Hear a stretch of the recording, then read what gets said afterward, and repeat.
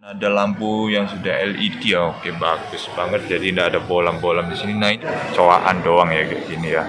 Compact crossover yang melawan Honda HR-V, Hyundai Creta dan juga Grand Vitara terbaru. Atau di sini mewah juga ya. Ini ada jahitan-jahitan asli lagi di sini. Wah.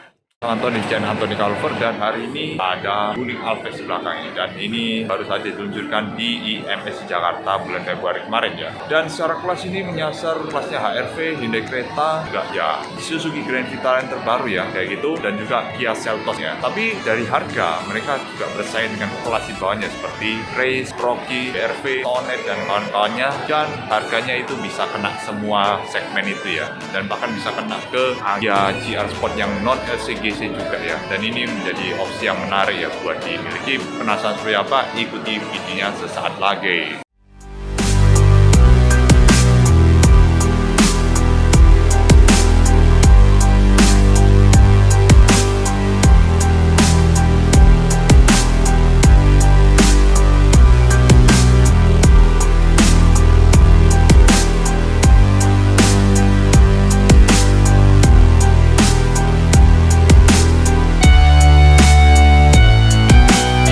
Jangan lupa subscribe ke channel Antoni Calver dan pencet tombol lonceng kalau mau update video terbaru. Kita udah ada di bagian eksterior di Wuling Alphest terbaru ini ya. Ini mobil terbaru dari Wuling ya.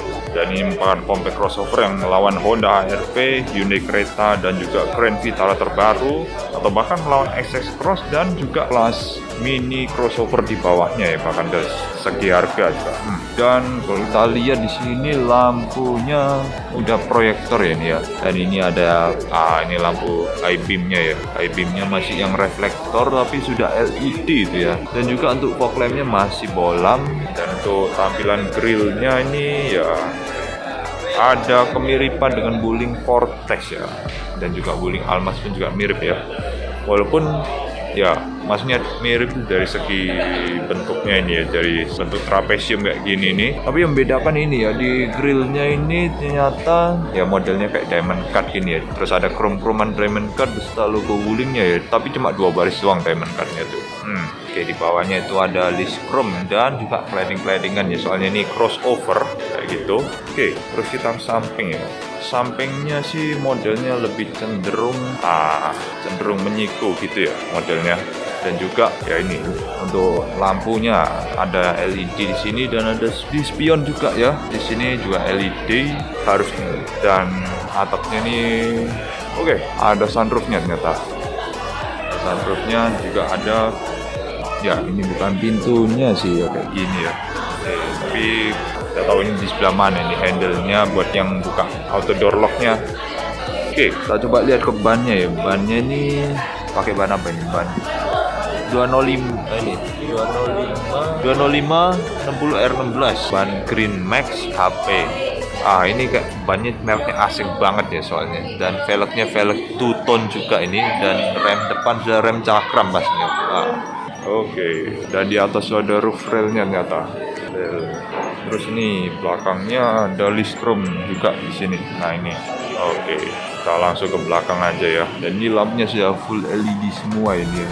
Cuma oke, lampu seinnya masih bolam ya, atau lampu ritingnya. Dan ini ada wiper belakangnya juga, tapi kok belum ada panel-panel buat rear defogger ya. Dan untuk antena sudah shark fin.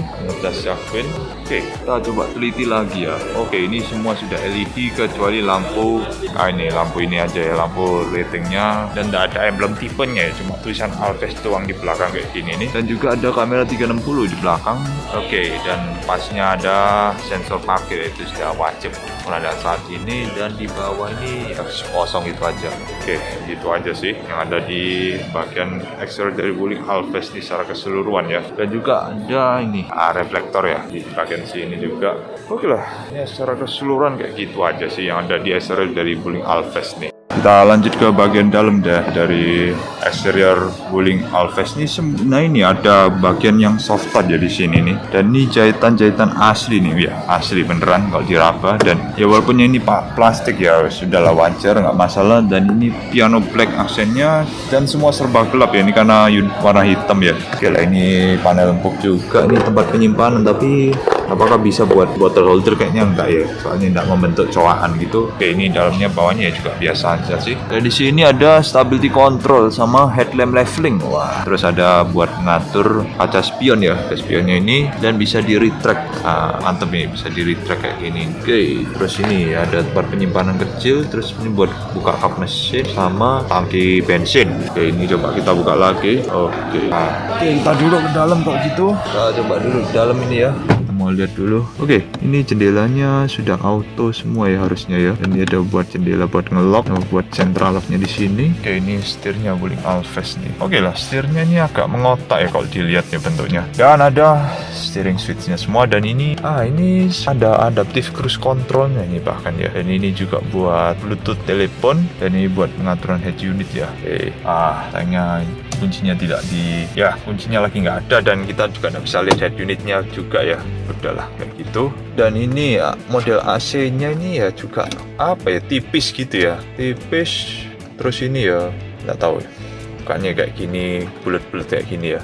Oke, cuma digeser-geser ini aja, nggak bisa dibuat putar-putar gitu. Dan ini transmisinya yang CVT ya, yang manual hanya ada yang di tipe SE atau tipe terendahnya ya. Ya pokoknya di tipe terendah lah. Nah, ini AC-nya juga sudah digital dan ini cuma ada front defoggernya tapi ya cuma single zone juga ya. Dan tidak ada yang buat heater ya, jadi warnanya cuma biru-biru ini aja, jadi buat dingin doang ya. Oke, ini buat mode AC, terus ini buat pendinginan maksimal nih harusnya kayak gitu. Terus ada EPB sama auto hold ya, sudah satu paket. Terus ada wireless charging di sini ya. Juga ini ada slot juga ya buat USB ya. USB yang universalnya bukan yang Type C ini. Oke, ini tombol start stopnya ada di sini. Terus ini di sini.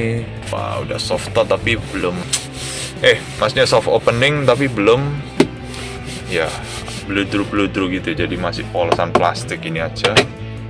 Tapi di sini mewah juga ya, ini ada jahitan-jahitan asli lagi di sini. Wah, lumayan untuk mobil dengan harga 300 juta ya. Dan ini untuk lampu ya. Ini buka buat sunroofnya ya. Jadi ngaksesnya dengan tombol satu ini aja, nggak ada banyak tombol. Dan ini buat lampu, buat lampu sudah LED ternyata ya. Oke, tadi ada yang kelupaan, ini bottle holder ada 2 di sini ya. Dan kembali lagi kita ke vanity mirrornya, sayangnya nggak ada lampunya ya. Oke, nggak ada lampunya. Handle-nya masih fix kayak gini. Nah, ini sunroofnya cuma di bagian depan aja, tapi bisa buka tutup ya.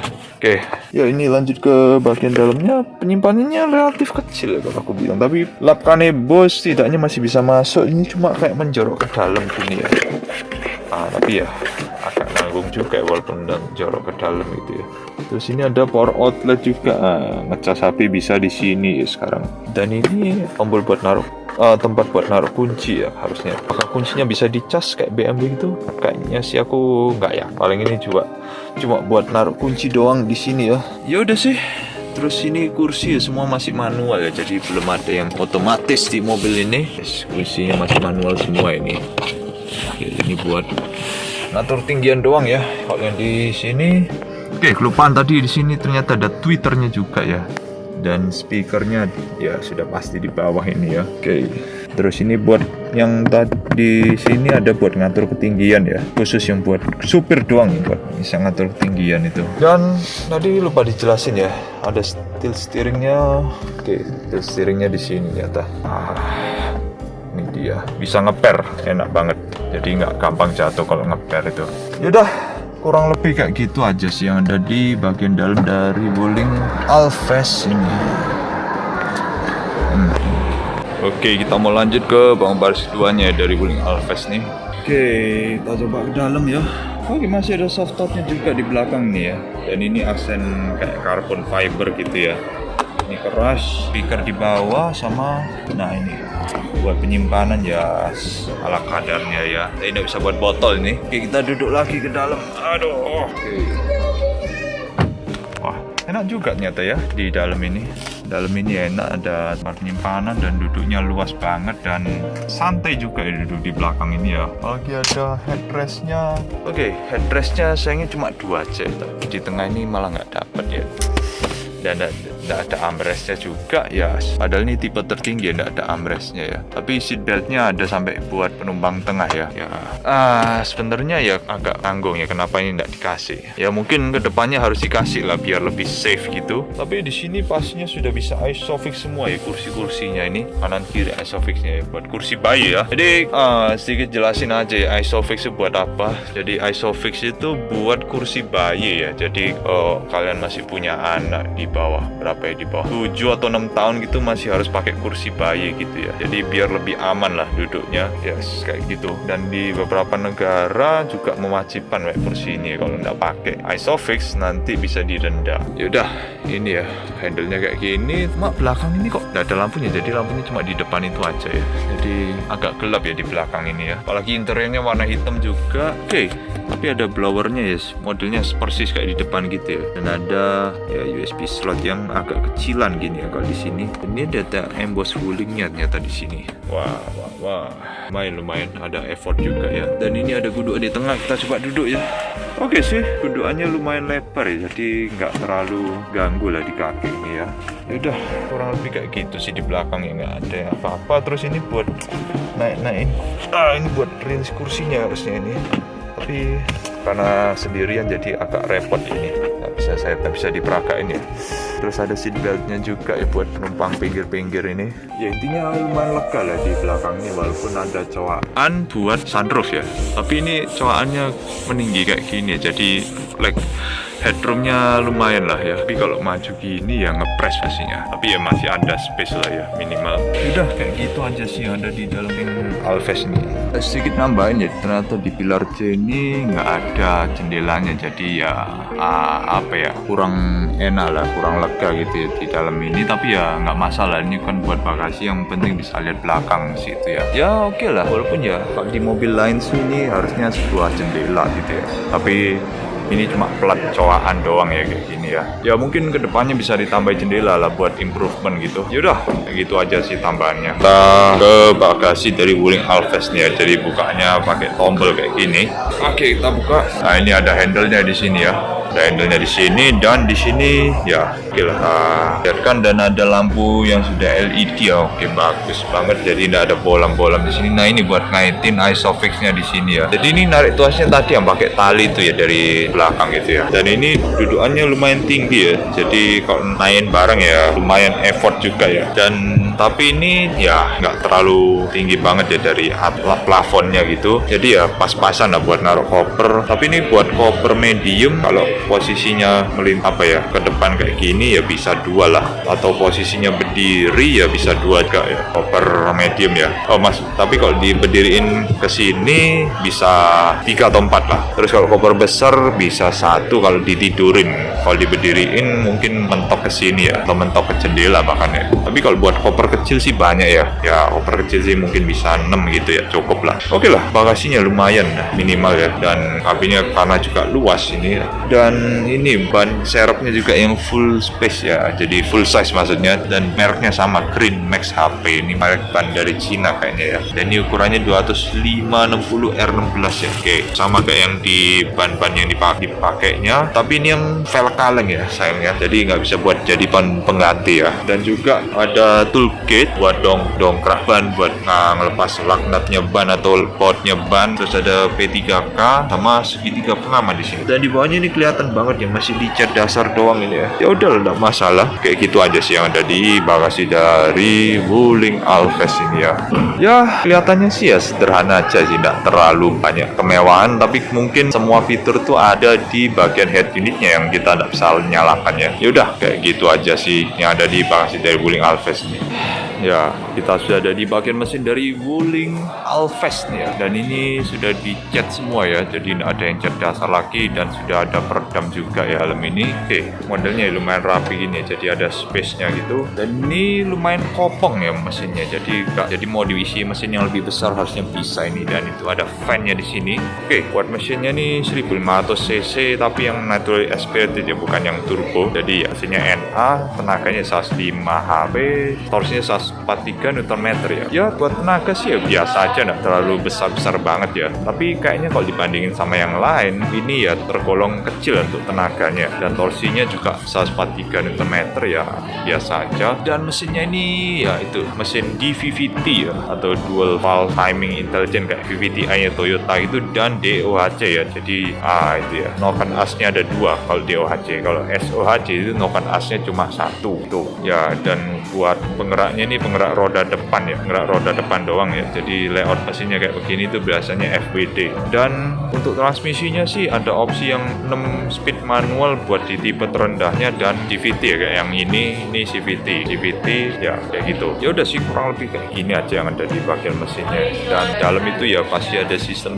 ABS-nya dan ada airbag-nya juga. Itulah ABS, CVT, BAB itu pasti sudah standar semua ya. Dan juga ada stability control tadi, dan juga ada auto hold-nya di dalamnya karena ini sudah pakai EPP juga. Oke, ya kayak kurang lebih begitu aja sih dalam bagian kap mesin dari Wuling Alves ini.